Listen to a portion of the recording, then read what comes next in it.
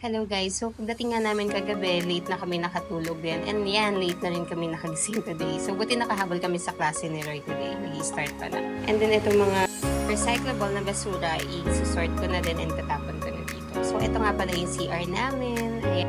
Sobrang laki din niya.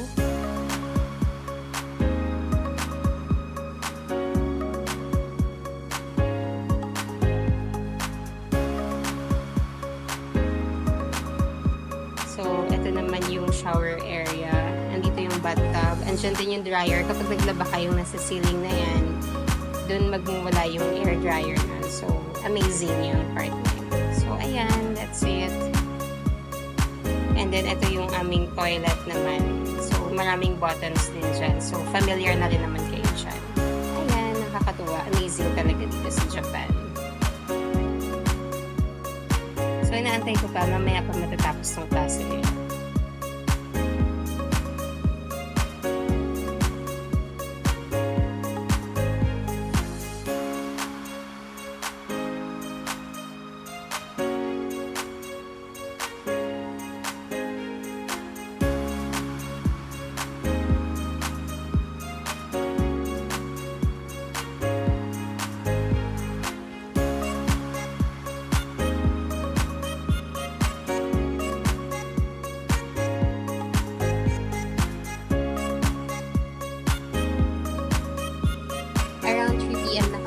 Dito. So, bababa na muna kami and maglalakad-lakad kami going to Sensoji Temple. So, abutin lang ito ng mga 10 to 15 minutes walk kapag galing dito sa Pilipinas Stay to Sensoji Temple. So, madali lang din siyang lakarin. So, walkable naman yung place and then tahimik talaga. Nakikita nyo wala talagang tao sa labas. So, ayan, papakita namin sa inyo. So, after a few minutes of walk, nakadating na nga kami ng Sensoji Temple.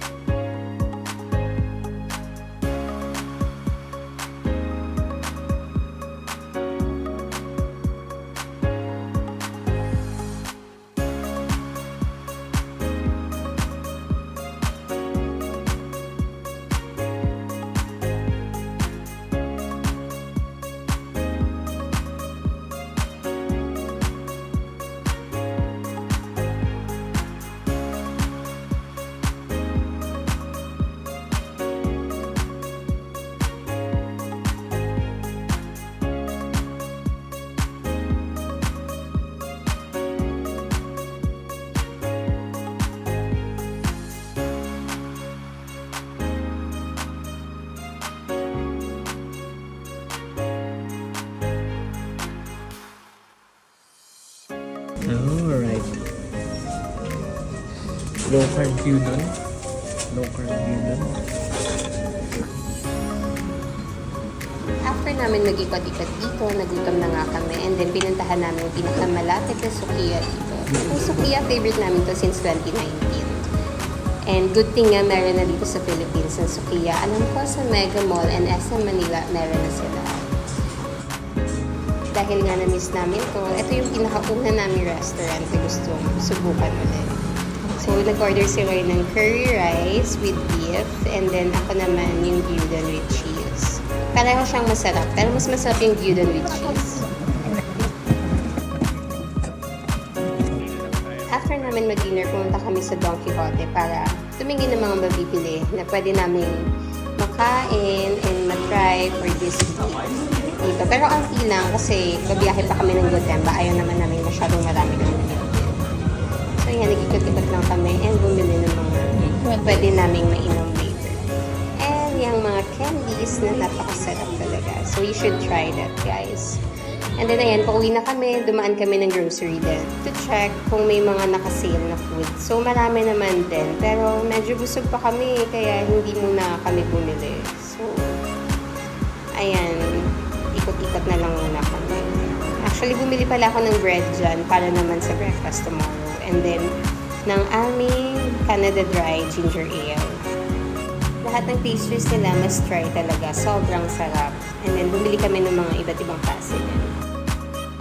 And nag-self-checkout na kami dito. And then after nyan, umuwi na kami para magpahinga ng few hours. And then lumabas ako para bumili lang sa Lawson naman ng makakain ulit namin.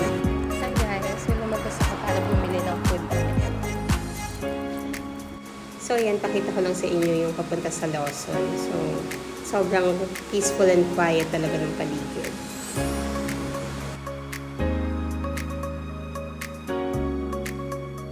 So I have this na. So, lakad na ako ulit. Nice.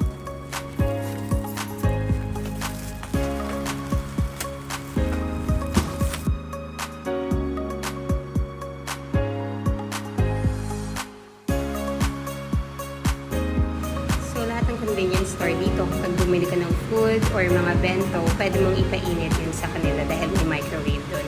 And good thing, yung nakuha din namin, Airbnb may microwave. So, madali lang mag-reheat ng mga food. So, that's it for today. Good night!